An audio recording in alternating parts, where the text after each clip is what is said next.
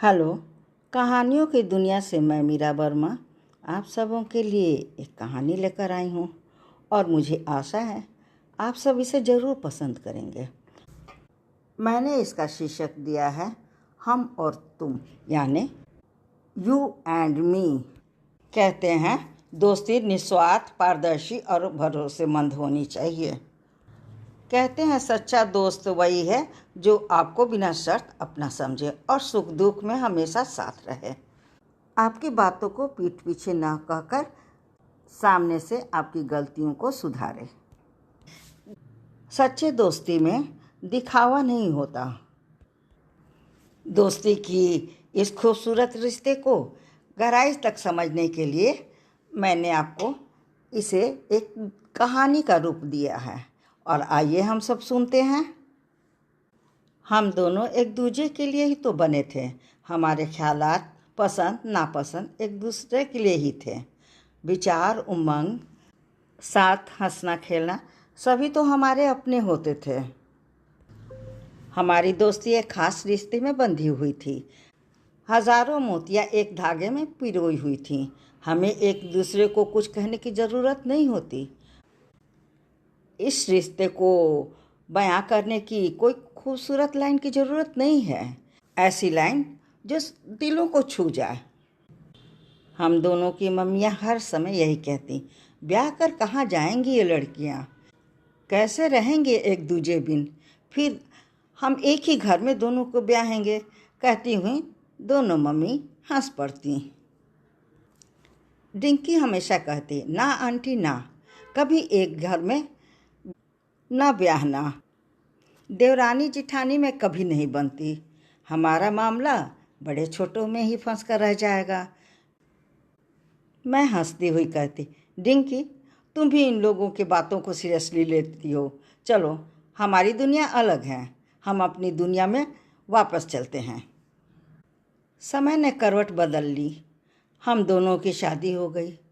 Dinky अपनी पसंद के लड़के से शादी कर ली और मैं मम्मी पापा की पसंद के लड़के से शादी कर ली। डिंकी शादी के बाद कैलिफोर्निया चली गई। शुरू शुरू में आती थी और हमारी बातें भी खूब हुआ करती थीं, पर कुछ वर्षों में डिंकी का संपर्क बिल्कुल टूट गया। वो कहाँ गई, क्या हुआ, कुछ पता ही न चला। आंटी से पूछती तो वो कहती कभी कभार फ़ोन कर लेती है, पर एक नंबर से फ़ोन नहीं आता। मैंने कहा कि आंटी ये मेरा नया नंबर है, आप उसे ज़रूर दे देंगे और मुझसे बात ज़रूर करें। मैंने अपना नंबर आंटी को देकर चली आई और कहा, आंटी डिंकी से कहिएगा हमें ज़रूर फ़ोन करें। मैं उसके लिए काफ़ी चिंतित रहती। विदेश में वे किस परिस्थिति में है, क्या कर रही है। बाद में मालूम हुआ कि वो नर्सिंग पेशे में आ गई है और एक बार वो अपनी मम्मी से मिलने भी आई थी, तब हमारी मुलाकात हुई थी, पर वो पहले जैसी नहीं लगती। कुछ बातें छुपाकर करने लगी थी। मैंने पूछा, बच्चे कैसे हैं, उन्हें नहीं लाई? धीमे स्वर में उसने कहा, हम दोनों नहीं चाहते थे बच्चे, सो हमने नहीं किए। फिर उसके बाद उसका कोई अता पता नहीं, न फ़ोन आता न वो इंडिया आती। लेकिन अचानक उसकी मम्मी का देहांत हो गया। उसमें वो डिंकी आई थी। मैं उससे मिलने के लिए गई थी। मैंने उसकी सूनी आँखों को देखा। पति का देहांत के बारे में मुझे पता चला। बच्चे भी नहीं, पति भी नहीं, वो किस हाल में रही होगी। मैं यही सोचती, डिंकी अपने लिए ऐसी ज़िंदगी क्यों चुनी। आंटी के अंतिम क्रियाक्रम के बाद मैं डिंकी को अपने घर ले आई और उसे झकझोरते हुए पूछा, तू कहाँ है, तू कहाँ खो गई है, क्या हालत तेरी हो गई है। जब तक तू नहीं बताएगी मैं तुझे नहीं छोड़ूंगी। मेरी डिंकी ये नहीं है, मेरी डिंकी कहीं खो गई है। आज मैं सब कुछ जान कर रहूँगी और तुम्हें बताने होंगे। मैंने देखा डिंकी की आंखों से झरझर आंसुएं झरने लगे। मुझे परे हटाते हुए बोली, हट, तेरी डिंकी मर गई। अब तेरी डिंकी नहीं रही। तेरी डिंकी के जगह ये हाड़ मांस के पुतला रह गई है। डिंकी ने कहा, मैंने जिससे पति के रूप में चुना वो पति नहीं, हैवान निकला। मम्मी को तो मैं सच बता न सकी, तुम्हें क्या बताती। एक बार मैंने फ़ोन कर उसके बारे में बताने की कोशिश की, तभी वो वहाँ पर आ धमका। और जब मैं इंडिया बात करने की कोशिश करती, वो मुझसे कीमत मांगता। कीमत में भी वो क्या मांगता, तुम खुद ही सुनकर हैरान हो जाओगे। वो अपनी दोस्तों का हम बिस्तर बनाना चाहता था, और जिसके लिए मैं तैयार नहीं होती तो मुझे टॉर्चर करने में ज़रा भी नहीं हिचकिचाता। जितना हद से नीचे गिर सकता था वो गिर जाती। मैं माँ को क्या ये सब बातें बताती। एक दिन मैंने उसी की एक दोस्त के साथ भागकर उसी के परिवार के संग रहने लगी, पर वो मुझे ढूंढ लिया। दोस्तों को तो उनके घर वालों ने बचा लिया, लेकिन मेरी जो इसने हालत की उसे मैं क्या कहती। मेरी करने की सज़ा मुझे मिल गई। एक बार मैं मम्मी से मिलने आई थी। हमारा तलाक का मामला चल रहा था। कुछ दिन रहकर फिर मैं वापस चली गई। एक दिन वो अपने दोस्तों के साथ कहीं पिकनिक मनाने गया था। तब उसके दोस्तों ने मुझे आकर कहा, कार एक्सीडेंट में उसकी मृत्यु हो गई। डिंकी ने कहा, तुझे मालूम है, उसके मरने की खबर सुनकर मैं विचलित नहीं हुई। मुझे एक सुकून सा मिला।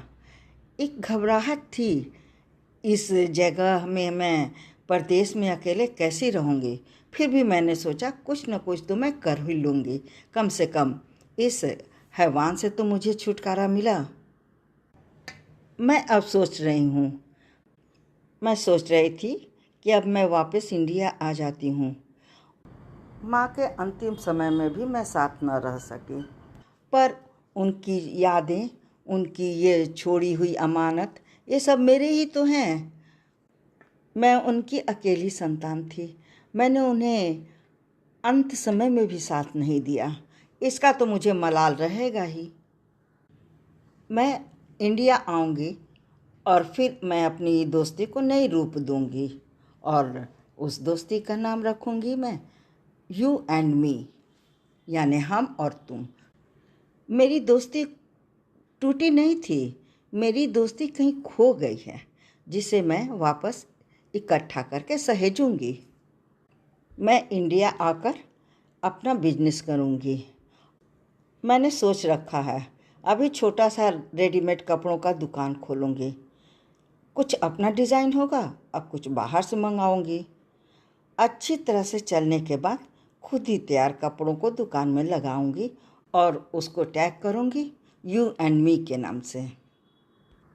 मैंने उषा, इतनी सारी बातें हो गई तेरी ज़िंदगी में, एक बार भी तो तू मुझे बताती। मिलकर हम एक अच्छी ज़िंदगी के लिए कोई हल निकालते। मैं अपने पति राकेश से बात करती, वो ज़रूर इस समस्या का हल निकालते। तुम अकेली क्यों जूझती रही। डिंकी ने कहा, जो हो गई सो हो गई, अब मैं क्या करूं। ये होनी थी सो हो गई, पर अब जो करना है मुझे ही करना है, और मैं करूंगी। मुझे इस बात की खुशी थी कि उसके लिए मैं कितनी मायने रखती थी। ये पल हमारा मिलना भले ही कुछ समय के लिए था, लेकिन बड़ा ही सुकून देने वाला था। सारी बातें बताने के बाद डिंकी भी हल्कापन महसूस कर रही थी। डिंकी इतनी ईमानदारी दिखाई कि मुझे अपना समझ सकी। मेरी चाह नहीं कि डिंकी शॉप के भव्य समारोह में मुझे आमंत्रित करे या उसकी बनाई हुई ब्रांड का नाम हम और तुम हो और मैं उसी के कपड़े खरीदूं। बस इस बात की खुशी थी कि मैं उसके लिए कितनी मायने रखती हूँ। इतने सालों में हमारे और डिंकी के साथ कितनी घटनाएं घटित हुईं, पर हम दोनों जिंदा रहे। बस समय ने हमें दूर कर दिया था। मुझे ये तो मालूम नहीं डिंकी अब इंडिया कब वापस आ रही है। मैंने डिंकी को गले लगाते हुए कहा, अब तू जा और फौरन वापस आ। तुम यहाँ आकर एक नई जिंदगी की शुरुआत कर। हम दोनों पहले जैसे तो नहीं रही, फिर भी होंगी हमारी और तुम्हारी दुनिया, और उस दुनिया में मेरे बच्चे और मेरे पति भी शामिल होंगे। तुम मेरी फैमिली से अलग नहीं, तुम मेरी परिवार की ही एक हिस्सा बनोगी। डिंकी इतने दिनों के बाद कुछ हल्कापन महसूस कर रही थी। उसने कहा, मुझे लगा कि मैं सब कुछ छोड़कर यहाँ से चली गई हूँ, लेकिन नहीं, मुझे आज एहसास हुआ कि मैं यहाँ सब कुछ छोड़कर नहीं गई थी। एक हमारी अनमोल दोस्ती यहीं पे रह गई थी, जिसे आज मैंने पा लिया। तुझसे मिलकर मुझे ऐसा लग रहा है जैसे मैं एक शांत और सुकून भरे जगहों में आ गई हूँ। इतना कहा डिंकी मेरे गले लग गई और रोते हुए कहा, मैं वापस आ रही हूँ। मैंने भी कहा, मुझे तुम्हारा इंतज़ार रहेगा। कहते हुए वो आगे बढ़ गई। ये कहानी बस इतनी ही। आपको ये कहानी कैसी लगी हमें ज़रूर बताएंगे। और हाँ, इस चैनल को लाइक और सब्सक्राइब करना भी ना भूलें। धन्यवाद।